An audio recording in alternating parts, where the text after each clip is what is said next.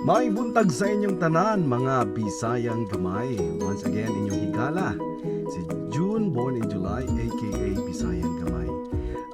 Before ko musulod sa akong trabaho karon, mag-share lang ko sa inyo og gamay about sa nahitabong kahapon.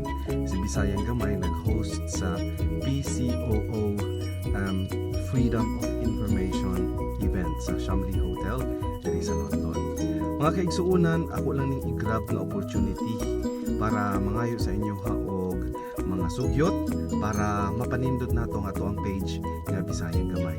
Akong na-explain sa inyo before na ang purpose ni ani is to give chance to those Bisayang gamays, yung mga tao, mga kaigsuunan nato nga mga Bisaya nga adunay mga talento, adunay ikabuga-apan, wala pa natagahi og break, no? So mao na siya platform nga i-provide, ihatag nato para sa ilaha.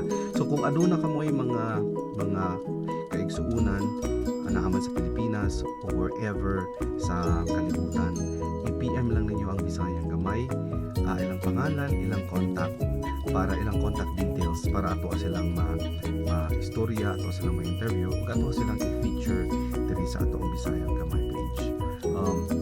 Magsugod ta sa mga kaigsuunan nato na aduna nga anaa diri sa United Kingdom, particularly diri sa London. So kung Bisaya ka, hilom-hilom ka apan aduna kay ikabuga ang Bisayang gamay page, mao'y imuhang balay. So aduna mao ni ako ang tumuog tuyo, mao nang akong gibuhat ang Bisayang gamay page. Okay?